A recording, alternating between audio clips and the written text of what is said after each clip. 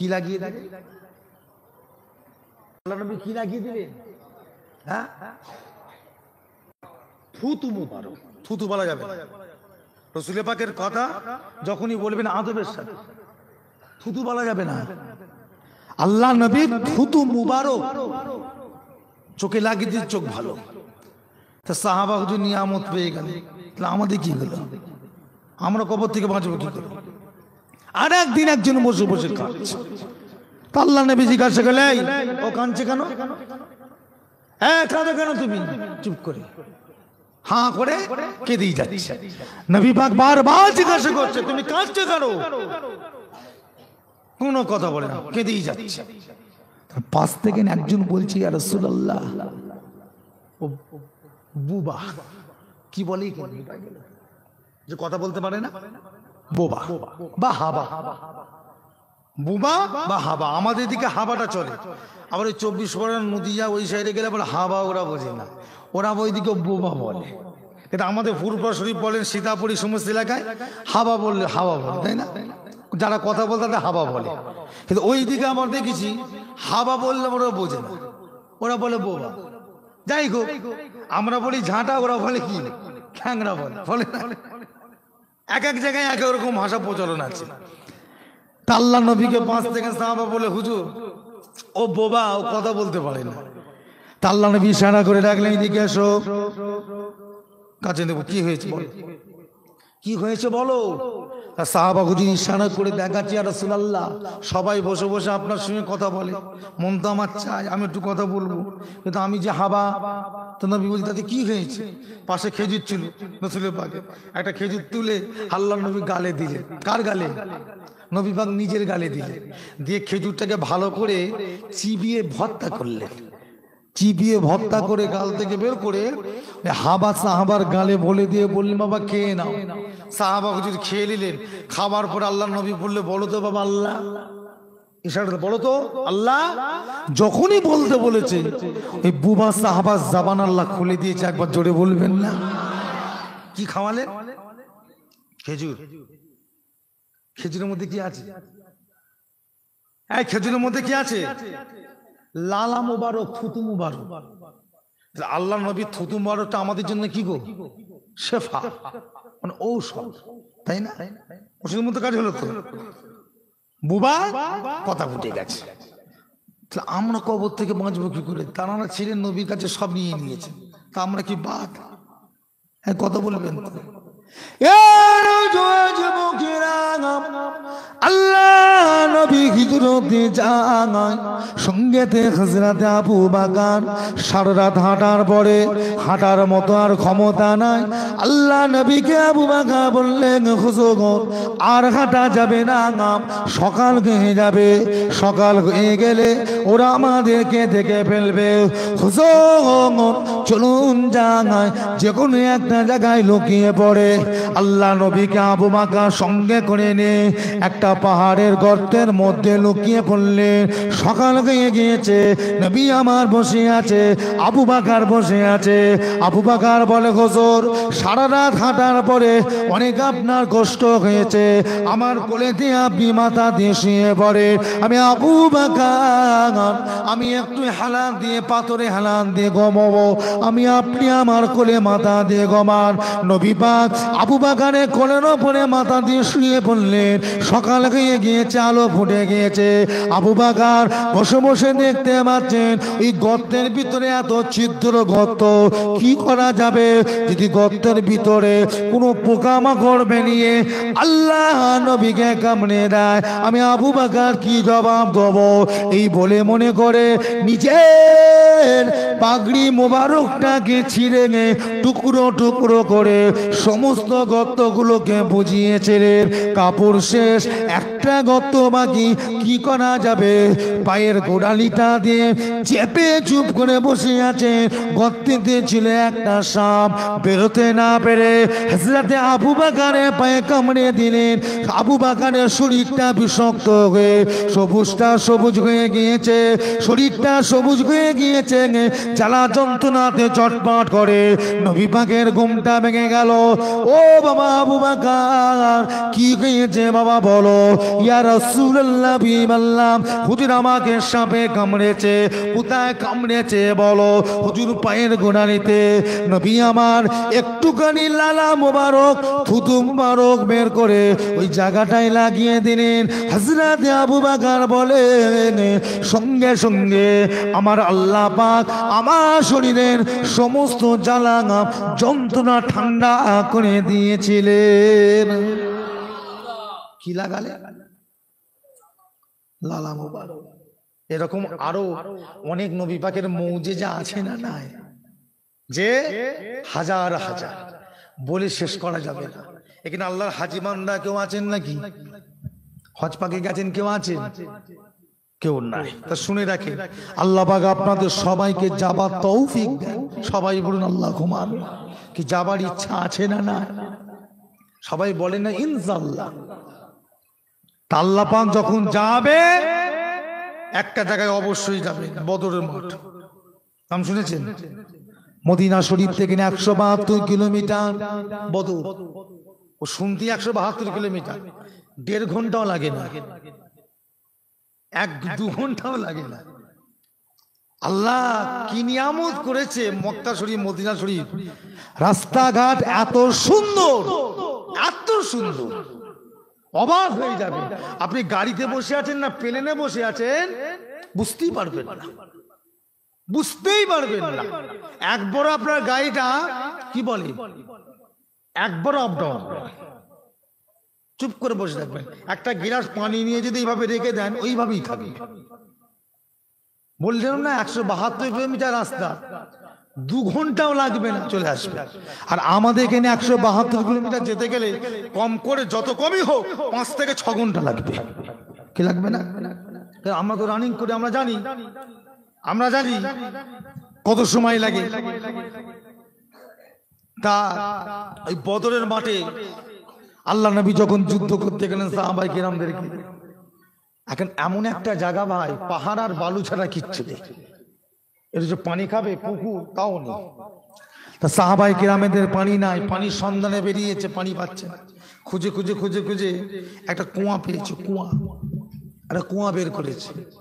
তা কুয়া থেকে যখন পানি তুলে সাহাবারা খেতে যাচ্ছেন, দেখছেন এত নোনতা পানি আর দুর্গন্ধ, খাওয়া যাবে না। আল্লাহ নবীর কাছে এসে বলি, ইয়া রাসূলুল্লাহ একটা কুয়া পেয়েছি, কিন্তু পানিটা বড্ড নোংরা, দুর্গন্ধ। নবী বলল কোথায়? হুজুর অমুক জায়গায়। চলো তো বাবা। আল্লাহ নবী সবাইকে সাথে করে গেলেন। ওই কুয়াটার পাশে গিয়ে নবী দাঁড়িয়ে মুখটা বাড়িয়ে থুতু মুবারক ফেলে দিলেন। থুতু মুবারক ফেলে দিলেন, দিয়ে বললো বাবা তোলো তো। যখনই পানিটা তুলেছে, বাবা খাও তো। সাহাবায়ে কেরামেরা খেয়ে বলছে, ইয়া রাসূলুল্লাহ এত সুন্দর সুস্বাদু পানি আমরা পৃথিবীতে কোনোদিন খাইনি। কি ফেলে দিলেন? থুতু মুবারক। এই কুয়াটার নাম হলো বীরে শেফা, মনে রাখবেন, মদিনা শরীফে আছে। এই কি বলে, বদরের মাঠে বীরে শেফা। ও প্রত্যেক হাজীকে দাঁড় করাবে, ও বলতে হবে না। ও বাসালা যখন আপনাকে বাসা করে নিয়ে যাবে না, বীরে শেফার কাছে দাঁড় করিয়ে বলে দেবে এটা হলো বীরে শেফা পানি, কুয়া। যারা যারা পানি খেতে চান, নিতে চান, তাড়াতাড়ি করে নিন। বুঝতেছেন? আপনাকে বলতে হবে না ভাই দাঁড়াবো, দাঁড়াবে ভাই, ও বলতে হবে না, ও বাসালা দাঁড় করাবে। মানে ওদের যে একটা প্যাকেজ আছে না, ওই প্যাকেজের সঙ্গে সব করে নেয়। আরো রাস্তায় যেতে যেতে আর একটা কুয়া আছে, যে কুয়াটার নাম হলো বীরে রহা। যে কুয়াতে কিছু কম বেশি 30 জন নবী ওই কুয়ার পানি খেয়েছেন, উজু করেছেন। একবার জোরে বলুন না সুবহানাল্লাহ। বীরে রহা একটা কুয়া আছে, বীরে শেফা একটা কুয়া, সব মদিনা শরীফের আশেপাশে। আল্লাহ নবী থুতু মুবারক ফেললেন, পানি কি হলো, সুস্বাদু হয়ে গেল। তো এই যে নবী পাকের নিয়ামত, এই যে আল্লাহ নবীর মুজিজা, ভাই আমরা কি কিছু পাবো না? কথা বলবেন তো, আমরা পাবো না? এবারে চলে আসেন কাবা শরীফ, তওয়াফ করতে হয় না? কবার?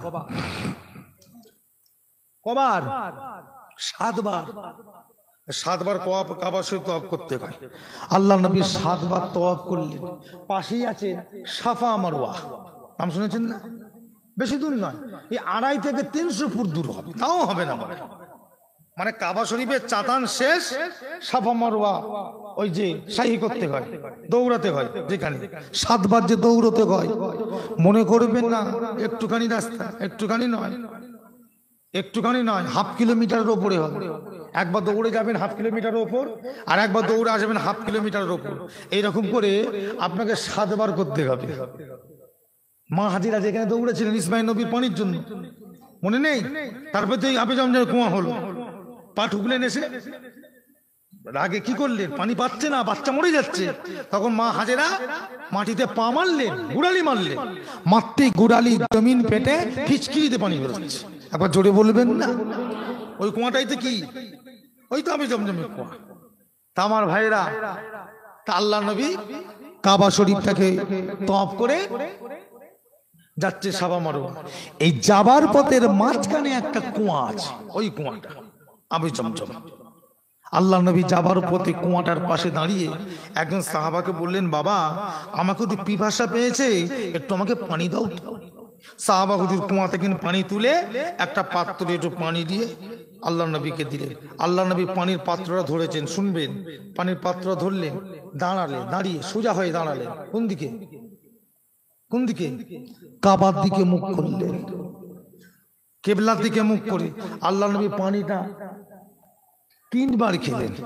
এই দিন থেকে আবে জমজমের পানিটা আপনার আমার জন্য দাঁড়িয়ে খাওয়ার সুন্নাত হয়ে গেল। একবার জোরে বলবেন না? ওই পানিটা বসে খাওয়া যাবে না, ওই পানিটা দাঁড়িয়ে খেতে হবে। ওই নবী খেয়েছেন দাঁড়িয়ে 3 বার। আপনাকেও এখানে যদি খান, দাঁড়িয়ে কাবার দিকে মুখ করে খেতে হবে। ওই পানিটা ইচ্ছাকৃত বসা যাবে না। যদি কেউ অসুস্থ বিমার উঠতে পারছে না, আলাদা ব্যাপার, কিন্তু ইচ্ছা করে গাজওয়ারি করে বসবো, নবীর সুন্নাতে বেখিলাফ হবে। কথা বুঝেছেন? বসে যাবে না। তা আল্লাহ নবী 3 বার পানিটা খেলেন, সব পানিটা খেতে পারলেন না, কিছু পানি পাত্র রয়ে গেছে। কি করবে? সাহাবাকে দিয়ে, বাবা ধরো তো। সাহাবা হুজুর ধরলেন।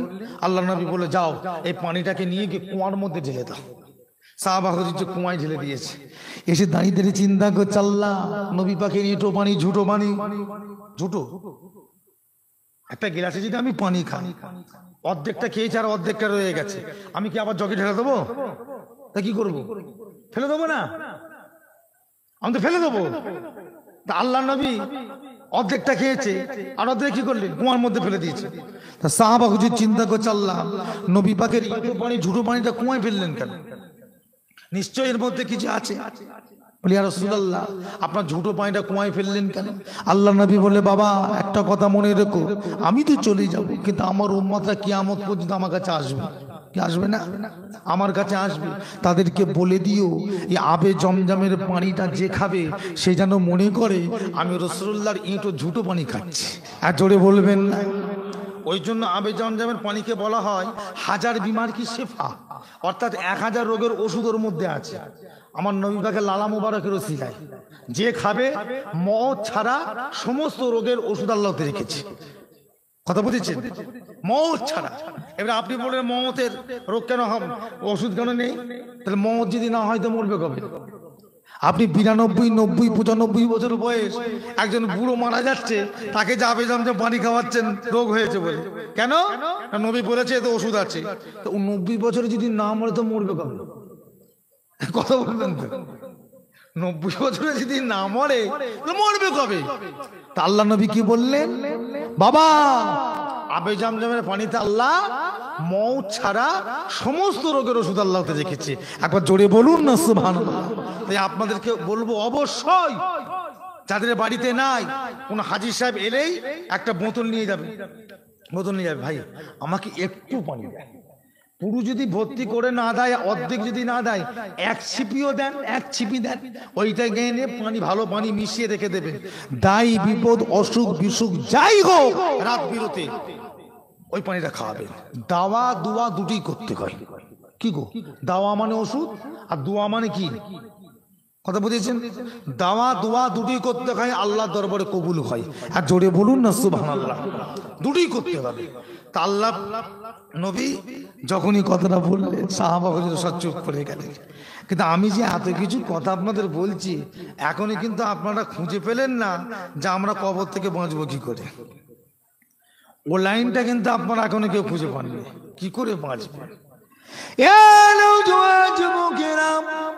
আল্লাহ পাকের হাজী বান্দারা হজে যখন যাই দেখবেন দুটুকরো কাপড় নিয়ে যায়, যে কাপড়টার নাম হলো এহরামের কাপড়।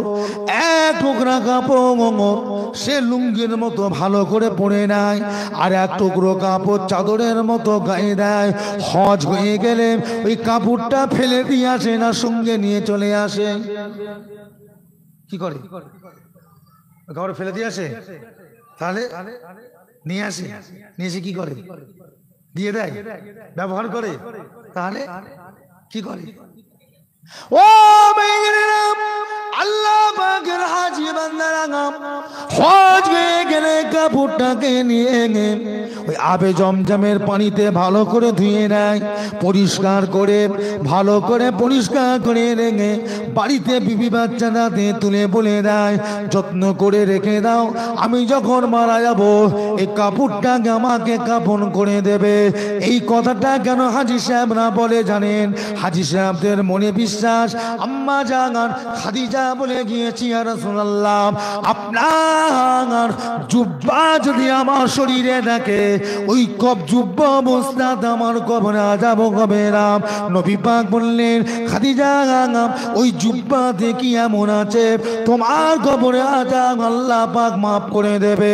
বলি ইয়া রাসূলুল্লাহ ওই জুব্বাতে আপনার ঘামের একটা খুশবু আছে, আপনার শরীরের খুশবু আছে। খাদিজা বিশ্বাস করে কিয়ামত পর্যন্ত কবরের ক্ষমতা লাগায় আমার কাছে শেষে বিয়াদবি করবে।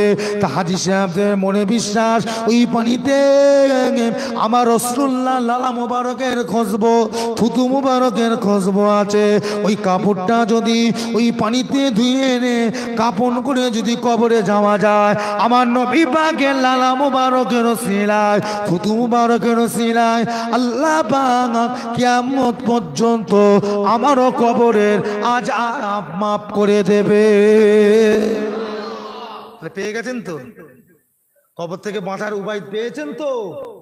ছাড়বেন না আপনাদের। তাই বলি অবশ্যই নিয়ত করেন যে আল্লাহ জীবনে কিছু দাওয়ার নাই দাও, অন্তত একবার খানার কাবার মেহমান, মদিনা ওয়ালার মেহমান একবার আল্লাহ বানিয়ে দাও। সকলে বলুন আল্লাহুম্মা আমিন। কি যাবার শখ আছে না? না ভাই, এখন যাওয়াটা কোনো ব্যাপার না। এখন মানুষ বিশ্বাস করবেন না, আমরা যেমন কলকাতায় যাতায়াত করি না, এখন ওরকম মানুষ মক্কা শরীফ এরকম মদিনা শরীফে যাতায়াত করছে ওই রকম। কি কথা ঠিক না? এই তো গত 3 দিন আগে, এই গত রমজান শরীফ মাসে আমার নিজের চাচাতো ভাই দেখলাম 3 দিনের মধ্যে একদিন মক্কা শরীফ আর 2 দিন মদিনা শরীফ। মানে একটা এর জন্য গেছে, একজন অসুস্থ মানুষ সঙ্গে নিয়ে গেছিলাম, তো তাকে রাখার মতো পরিস্থিতি ছিল না। তা যাক, তার মনের আশা অন্তত কবে মরে যাব জানি না, অন্তত একবার ঘুরে আসি। ডাক্তার ছেড়েছিল 3 দিন। 3 দিনের জন্য গেছিলেন, একবার আল্লাহর কাবাটাকে দেখলেন, মদিনা শরীফ দেখে এলেন, মাত্র 3 দিন ছিলেন। তা আমার ভাইরা, এখন যাওয়াটা কোনো ব্যাপার না, শুধু দরকার কি নিজে একটু ভালো হওয়া, চরিত্রবান হওয়া, আখলাকবান হওয়া, ভালো হন। আর আপনারা তো হাওড়া জেলার ছেলে, কি বলেন? হাওড়া জেলার ছেলে, এরা যদি মনে করে যাব, এর 1টা বছর সময় লাগবে না, যাবে না, 1টা বছর সময় লাগবে, চলে যাবে না। আরে বাবা, বড় হজ না পারলো উমরা তো পারবে, কথা বলবেন তো? বড় হজ না পারলো উমরাও পারবে। কি করে পারবে? এরা প্রত্যেক দিন যা বিমল খায়, এরা প্রত্যেক দিন যা ওই প্যাকেট খায়, ওই টাকাটা যদি ওরা জড়ো করে 1 বছর বাদ দেখবেন ওই টাকাটাই কি হয়েছে, ওরা উমরা হজে চলে যেতে পারবে। কি কথা ঠিক না ভুল বলছি? প্রত্যেক দিন 100, 150, 200 টাকা করে খরচা করে, কি করে না? এইভাবে বেকার কিছু কিছু ছেলে দেখবেন মোবাইলে গেম খেলে দিনে 200, 300, 500 করে নষ্ট করে, কি করে না? আল্লাহ মাফ করেন। আল্লাহ আমাদের সকলকে ঈমানের উপর কায়েম রাখেন। আল্লাহ পাক আমাদের উপরে সকলের উপর খুশি হয়ে যান। সকলে পড়ুন আল্লাহুম্মা আমিন। আর জোরে বলেন আল্লাহুম্মা আমিন। একবার দরুদ শুনি, আল্লাহুম্মা সাল্লি আলা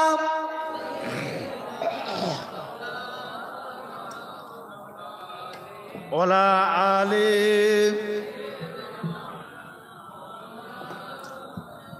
কালমা লা ইলাহা ইল্লাল্লাহ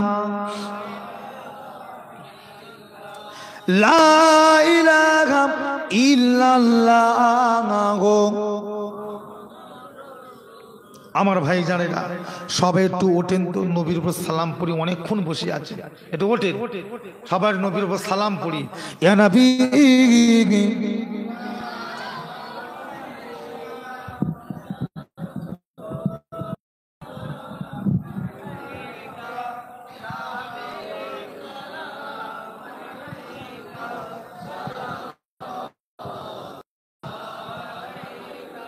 যারা আশেপাশে ঘোরাফেরা করছেন ভাই সবাই চলে আসেন, রাত 1:30 বেজে গেছে ভাই, আর ভাই অনেক ঘুরেছে, আসেন ভাই।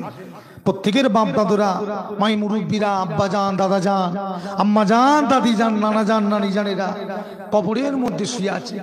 আজকে তাদের রুহে মাগফিরাতের জন্য, তাদের জন্য আল্লাহ পাকের কাছে আমরা দোয়া চাইব। কারণ আল্লাহ রসুল বলেছেন সন্তানদের দোয়া বাপ মায়ের জন্য আল্লাহ কবুল করেন, তাদের কবরের আযাবকে আল্লাহ মাফ করেন। জোরে বলুন না সুবহানাল্লাহ। সন্তান হিসাবে তাদের জন্য দোয়া চাইব। সবাই চলে আসে, সবাই মাহফিলে ঢুকে আসে।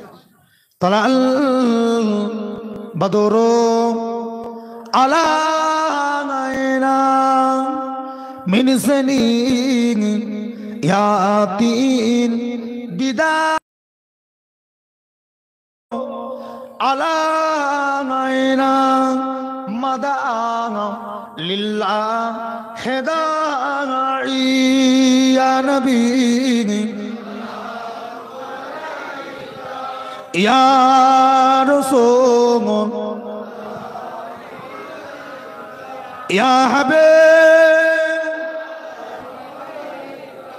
সালাম জিবরাইল দিলেন যে আওয়াজ, খুলে দাও আসমান আনের দোয়ার, এসেছেন নবী ঈদের সারদা করিতে আল্লাহ আরো দিদায় নবী ইয়া রাসূল ইয়া হাবিব সালাম। নবীজি আব্বা আব্দুল্লাহ, নবীজি আম্মা আমেনা,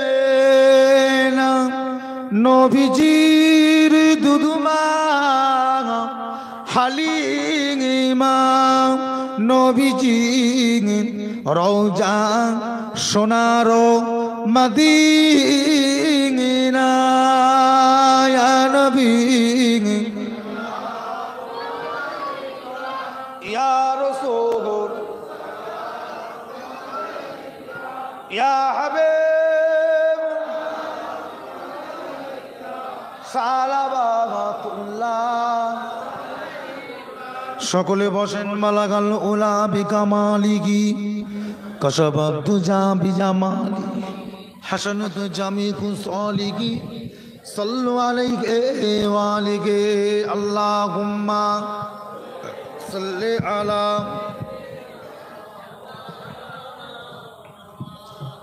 ওয়ালা আলি সাইয়্যিদিনা।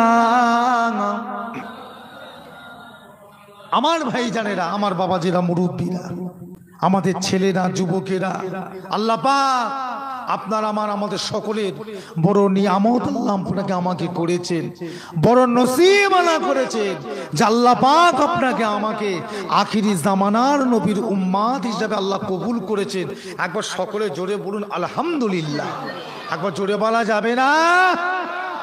আমার আল্লাহ পাকের কাছে কিয়ামতের দিন মিজানের পাল্লা, মিজান মানে কি? পাল্লা, মিজান। এই পাল্লাতে যখন আমাদের আমল মাপা হবে, সবচেয়ে মিজানের পাল্লাকে আমল যেটা ভারী করবে সেটা হবে আলহামদুলিল্লাহ। জোরে বলবেন না আলহামদুলিল্লাহ? আলহামদুলিল্লাহ। অর্থাৎ যে বান্দা আল্লাহর প্রত্যেকটা কাজে কি হয়েছে, প্রত্যেকটা আল্লাহ নিয়ামত দেখে শুকরিয়া আদায় করেছে, আল্লাহ পাক কিয়ামতের দিন সবচেয়ে বেশি সেই মিজানে এই আমলনামা আল্লাহ ভারী করে দেবেন। আমার ভাইরা, আল্লাহ পাক আপনাকে আমাকে বড় নসিবওয়ালা করেছেন যে আল্লাহ পাক এই জামানার মুজাদ্দিদ ফুরফুরা শরীফের মুজাদ্দিদুজ জামান দাদা হুজুর কেবলা রহমাতুল্লাহ আলাইহির সিলসিলার মুহাব্বতের মানুষ মুরিদ হিসেবে আল্লাহ কবুল করেছেন। সকলে বলুন আলহামদুলিল্লাহ। আল্লাহ পাক আপনাকে আমাকে আরো বড় নিয়ামতের হকদার করেছেন যে আল্লাহ পাক মুজাদ্দিদুজ জামানের দাদা এবং হযরতে মাসুম রব্বানী হুজুরের খলিফা হযরতে আমাদের আবু আব্দাল সাহেব রহমাতুল্লাহ আলাইহি হুজুরের গিনামের মানুষ আল্লাহ করেছেন। একবার জোরে বলুন আলহামদুলিল্লাহ। ছাড়বেন না। আল্লাহর ওলির দরবারে মাঝে মাঝে জিয়ারতে জানতো, এই জানতো যাবে। কেন যাবেন? কেন যাবেন? টাকা চাইতে, পয়সা চাইতে? তাহলে ছেলে হয় না ছেলে চাইতে? জোরে বলুন নাউজুবিল্লাহ। তাহলে কি করতে যাবেন? দুয়া চাইতে। দুয়া কি চাইবেন? দুয়া। আল্লাহর ওলির দরবারে যাবেন, যাবেন সালাম দিয়ে দাঁড়াবেন। নিশ্চয় নিয়মগুলো সব জানে। সূরা ফাতিহা শরীফ, দরুদ শরীফ, সূরা ইখলাস শরীফ জানা যদি না থাকে কয়েকবার সুবহানাল্লাহ সুবহানাল্লাহ সুবহানাল্লাহ পড়া হয়ে গেল। আল্লাহর কাছে দোয়া চাইবেন। কার কাছে দোয়া চাইবেন? আল্লাহর কাছে হাত তুলবেন, যা কিছু চাইবার চাইবেন। চাওয়া হয়ে গেলে মানাদত যখন শেষ হয়ে যাবে বিদায় নিয়ে চলে আসবেন। আল্লাহর ওলিদের দরবারে দাঁড়িয়ে বলবেন, হুজুর আপনার দরবারে এসেছি অনেক আশা নিয়ে, এই বিপদ মুসিবত এর মধ্যে আমি আছি, একটু আমার জন্য দোয়া করবেন, একটু খেয়াল রাখবেন। কথা বুঝেছেন? আল্লাহর ওলিদের নেক দোয়া কি গো আমাদের নসিব আল্লাহ কবুল করবেন। সকলে বলুন না সুবহানাল্লাহ। কথা বুঝেছেন? এইভাবে করবেন, অন্য কোনো আশাই নয়। হুজুর দোয়া করবেন, একটু খেয়াল রাখবেন, ব্যাস। আল্লাহর ওলিদের নেক দোয়া নেক নজর আমাদের নসিবে আল্লাহ কবুল করে। সকলে বলুন আল্লাহুম্মা আমিন। এটাই আমাদের জন্য বিরাট।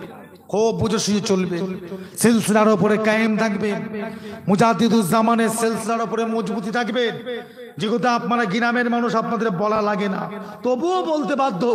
কারণ এলাকায় এলাকায় নতুন নতুন সব কি গো ছেলেরা সব বড় হচ্ছে, তো বাইরে ঘুরছে, বিদেশে যাচ্ছে, বিভিন্ন রাজ্যে কাজে যাচ্ছে। 5টা মানুষের পাল্লাই পড়ে কি গো বলবেন তো আল্লাহর ওলিদের বিরোধিতা করছে, নষ্ট হয়ে যাচ্ছে। কি কথা ঠিক না? এগুলো খেয়াল রাখবে, খেয়াল রাখবে। এই যে আমরা বলি সিলসিলায়ে ফুরফুরা শরীফ, সিলসিলায়ে ফুরফুরা শরীফ, আমরা ফুরফুরা দরবারের মানুষ, মুজাদ্দিদুজ জামানের দরবারের মানুষ, ফুরফুরা সিলসিলার মানুষ। আচ্ছা, এই যে সিলসিলা সিলসিলা সিলসিলা, এই সিলসিলা কার? জোরে বলেন, জোরে বলেন। জানেন না আপনারা? দাদা হুজুরের সিলসিলা করে মানা যাবে? দাদা হুজুর যদি কিছু একটা তৈরি করে ওটা আমরা মানবো? হ্যাঁ, আমরা মানবো কোনটা? রসুলের পাকের যে জিনিসটা আমাদের কাছে দাদা হুজুর দিয়ে যাবে সেটা মানবো। কি কথা ঠিক না? দাদা হুজুর যদি নতুন কিছু তৈরি করে ওটা আমরা মানবো? জোরে বলেন, আমরা মানবো না, মানবো না। তাহলে আমরা সিলসিলায় ফুরফুরা শরীফ বলি, তাহলে সিলসিলা দাদা হুজুরের নয়, তাহলে সিলসিলা কার? সিলসিলা কার? সিলসিলা আল্লাহ রসুলের সিলসিলা। একবার জোরে বলুন না সুবহানাল্লাহ। মুরব্বীরা জাহেদ নুরুল্লাহ সিদ্দিকীর কথা পীরের আওলাদ বিশ্বাস করবে, কিন্তু যুবক অনেকদের ভেতরে ভেতরে মনে মনে বলবে সেটা আবার কি করে হয়? রসুলের বাদের সিলসিলা আবার কি করে হয়? নবীর সিলসিলা কি করে হয়? তাই না? সিলসিলা কি ভাষা? এই সিলসিলাটা কি ভাষা বলুন? সিলসিলা যে ফার্সি ভাষা, সিলসিলাটা ফার্সি ভাষা। বাংলায় কি বলা হয়? সিলসিলার বাংলার কি হবে? ফার্সিতে বলা হয় সিলসিলা, বাংলায় কি হবে?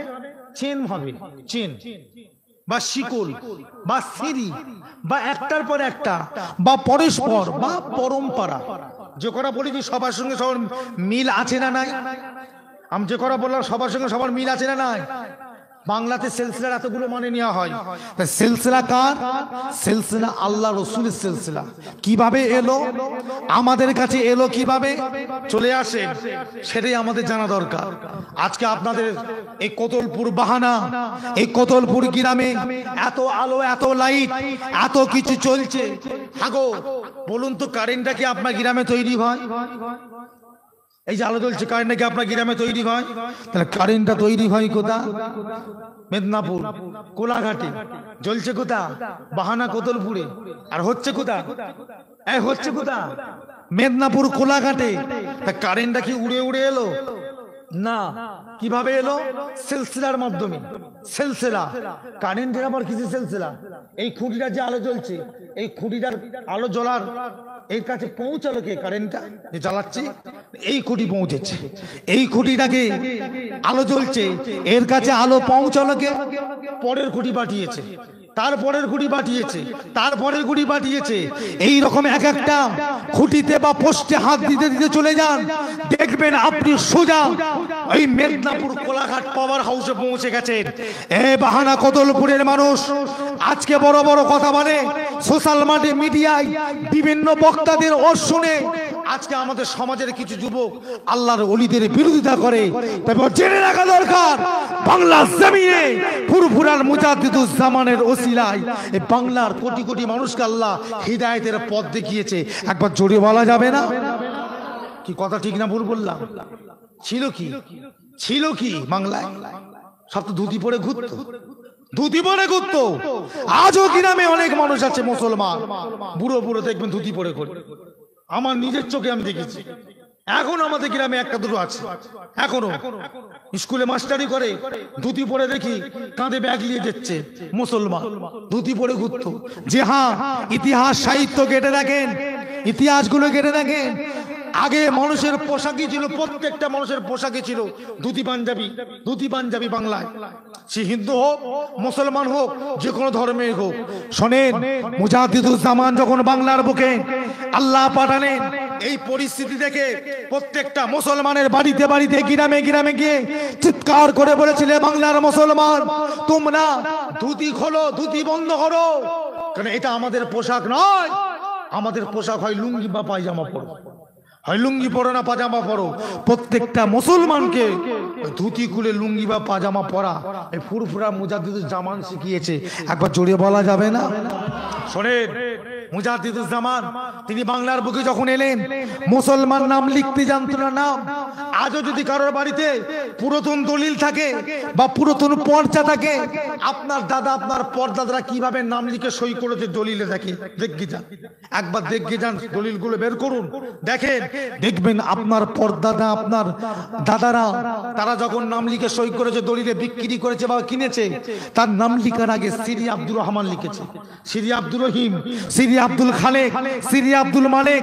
মুজাদ্দিদুজ্জামান প্রতিবাদ করে বলেছিল, শোনো মুসলমান, মুসলমান নামের আগে কোনোদিন সিরি হতে পারে না, মুসলমান নামের আগে তোমরা মোহাম্মদ লিখে চালু করো। একবার জোরে বলবেন না? এই বাংলার বুকে সর্বপ্রথম মোহাম্মদ লিখার প্রচলনটা ফুরফুরা মুজাদ্দিদুজ্জামান করেছে। নুরুল্লাহ সিদ্দিকী আজ এই কোতলপুর গ্রামে জলসায় এসেছে। যে কোনো একটা বাড়িতে আমার মেহমানের আপ্যায়নদারি করে রেখেছেন, যে কোনো একটা বাড়িতে, ওই বাড়িতে আমি যাবার সাথে সাথে কি করবে? আপ্যায়ন করবে না? আপ্যায়নটা কি দিয়ে শুরু করবে? না যাবার সাথে সাথে আমাকে ভাত দিয়ে দেবে নাকি? ভাত দিয়ে দেবে। তাই প্রথম মেহমান আপ্যায়ন করতে গেলে প্রথম সিলিমচি দিয়ে হাত ধোয়াতে হয়, দস্তরখান বিছাবে, তাই না? তারপর আস্তে আস্তে এসে কি দেবে? কি দেবে? ঠান্ডা পানি বা শরবত দেবে, তাই না? এবার আস্তে আস্তে একটার পর একটা নিয়ে আসবে। আর মুজাদ্দিদুজ্জামান যখন বাংলার বুকে এসেছিল, ইতিহাস ঘেটে দেখে প্রত্যেকটা মানুষের তখন মেহমানদারি ছিল, সে হিন্দু হোক আর মুসলমান হোক, প্রত্যেক বাড়ির মেহমানদারির প্রথম স্টেপ ছিল হুঁকো বা গাঁজা দিত। হুঁকো বাবা গাঁজা বা কলকে, এগুলো আজও খুঁজে পাবেন গ্রামে। যদি কারোর মাটির বাড়ি থাকে, দেখবেন তাক আছে না, তাক বা ওই খোলার চালে ওই পাঁচিল শেষে ওর ওপরে দেখবেন বড় বড় কলকে, ওই যে বুড় বুড় করে টানতো পাইপ সমেত দেখবেন জড়ানো রাখা আছে। প্রত্যেকটা বাড়ির মাটির বাড়ি আজও খুঁজলে পাওয়া যেত। মুজাদ্দিদুজ্জামান এসে প্রতিবাদ করে বাংলার মানুষের প্রত্যেকটা বাড়িতে বাড়িতে বন্ধ করেছিলেন। একবার জোরে বলা যাবে না? তাহলে এই যে অন্ধকার থেকে মানুষগুলোকে টেনে টেনে এনে শরিয়াতের ওপর, দিনের ওপরে আল্লাহ মুজাদ্দিদুজ্জামান যে তৈরি করে বাগান গেলেন, এটা কি দাদা হুজুর কি ভুল করেছে? হ্যাঁ, জোরে বলে ভুল করেছে। তাহলে মুজাদ্দিদুজ্জামানের ওসিয়াত নসিয়াত, তিনার তরিকা, তিনার সিলসিলা, তিনার কথা, তিনার চলন, তিনার ব্যবহার কি আপনাদের সকলের বিশ্বাস আছে না নাই? জোরে বলেন আছে না নাই? ওর উপরে কায়েম থাকবে, থাকবে। কারণ এখন গ্রামে দেখছি তো, প্রত্যেক গ্রামে আপনারা ধরতে পারবেন না, কিন্তু আল্লাহ পাক আমাদের হিকমত দিয়েছে। মানুষের মুখের দিকে তাকালে আমরা বুঝতে পারি, বলতে হবে না, মানুষের মুখের দিকে তাকালে আমরা বুঝতে পারি, তার ব্যবহার, তার চাউনি, তার চলন দেখলে আমরা ধরে ফেলি এই আমার সিলসিলার মধ্যে নয়। আল্লাহ পাক এই ক্ষমতা আমাদের দিয়েছে। আপনাদের গ্রামে বলার কারণ, আমি আসার ওইখান থেকে এইটুকুন হেঁটে এসেছি, আমার নজরে কয়েকটা পড়েছে বলে আমি তাদেরকে একটু বুঝিয়ে দিতে গেলাম যে দেখেন, আপনি অন্য একটা দলে গেছেন, ভালো লেগেছে, ঠিক আছে, ঠিক আছে, তা মনে রাখবেন আপনার আব্বা দাদা নানারা কিন্তু মুরব্বীরা যারা চলে গেছেন, তারা কিন্তু